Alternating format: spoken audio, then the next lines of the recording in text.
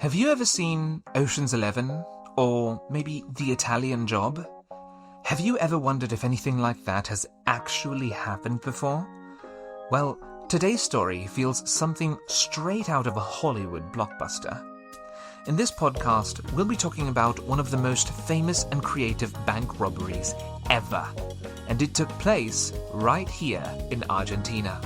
It's known as the Banco Río Heist, and it happened in January 2006 in San Isidro, a leafy, affluent suburb just north of Buenos Aires. When you think of a bank heist, what comes to mind? Guns, violence, maybe chaos, even death. Well, in this story, that couldn't be further from the truth. The Banco Río heist was meticulously planned, carried out calmly, and executed almost flawlessly in what was a plan that fooled the entire country. Welcome to Further Records. I'm your host, Forrest. The story begins on a warm Friday afternoon. A group of men walked into the Banco Río branch in San Isidro, Buenos Aires. They carried weapons, but they weren't violent. In fact, the weapons were merely toys. They told the customers and staff to stay calm, and then, in what seemed like a strange twist, they ordered pizza, cracked jokes, and even celebrated with an employee when they learned it was their birthday. Outside, the police quickly surrounded the building. Negotiators tried to contact the thieves, believing they were in control, but the truth was very different. While everyone was distracted by the scene inside, the real escape plan was happening underground. Months earlier, the thieves had secretly dug a tunnel around 30 meters long, connecting the bank's vault to the city's sewer system. It was an engineering masterpiece with reinforced walls, ventilation, even lighting. One by one, the robbers carried bags of money, jewelry, and valuables through the tunnel. Then they vanished into the drains beneath the city, where they had a getaway car waiting above one of the storm drains. Hours later, when the police finally stormed the bank, they were shocked. The robbers were gone, the vaults were empty, and on the wall, the thieves left a note that said, "In a neighborhood without weapons or grudges, it's just money, not love." It was a message that turned the crime into a legendary story that people would remember for a long time, get adapted into multiple novels, and even a blockbuster movie. What's also important to note is the context of why was such a treasure trove of wealth stored in the security boxes? Well, Argentines are uniquely distrustful of their banks, and for good reason. They've been betrayed by them over and over. Most famously in 2001, when the collapse of the national banking system known as the Corralito erased entire fortunes affecting millions. With no faith in accounts, bank customers began tucking their savings, their cash, jewelry, and other valuables into safe deposit boxes.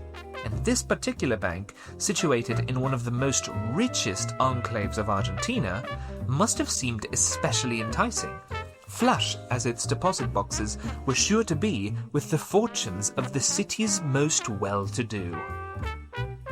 The robbers escaped with an estimated $20 million in cash, jewels, and safety deposit boxes. The media quickly called it the robbery of the century, and the entire country was glued to the story. How could this happen in a secure, well-guarded bank? After the dazzling escape, the gang managed to stay hidden. At first. Their plan had been executed with precision and left almost no obvious clues, but human mistakes, personal conflicts, and careless behavior eventually brought them down.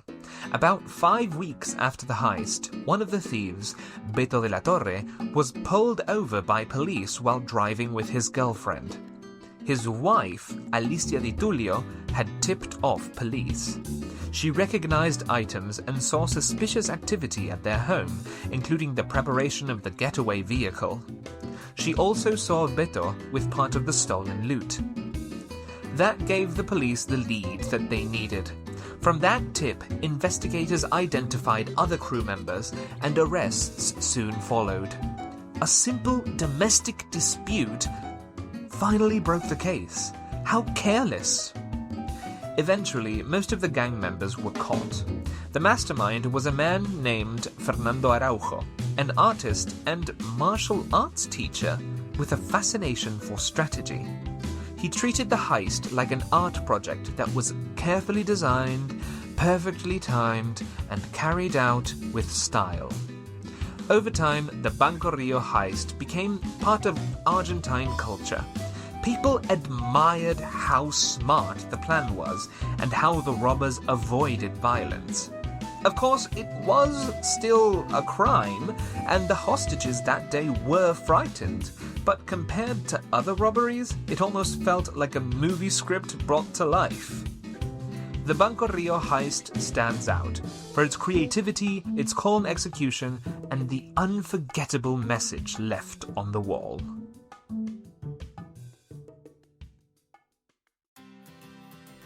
Thank you for listening to Further Records. Remember our other resources.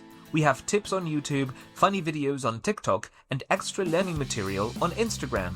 In this podcast, we used the following phrases. Heist.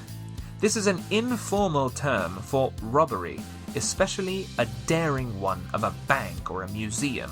It's often heard in crime movies. Blockbuster. An informal term for a movie, book, or product that is extremely successful. Flawlessly, meaning without any mistakes or imperfections. If something is done flawlessly, it's perfect. That couldn't be further from the truth. This phrase is used to strongly emphasize that a statement or idea is completely false. Vanished into the drains, or, a more popular one, vanished into thin air. This means to disappear completely and mysteriously. Mastermind. A person who plans and directs an intricate and typically clever scheme, often a criminal one. Keep boosting your English journey with us. Subscribe on Apple Podcasts, Spotify, or wherever you get your podcasts. Comments, questions, concerns? Send us an email. We'd love to hear from you. See you next time.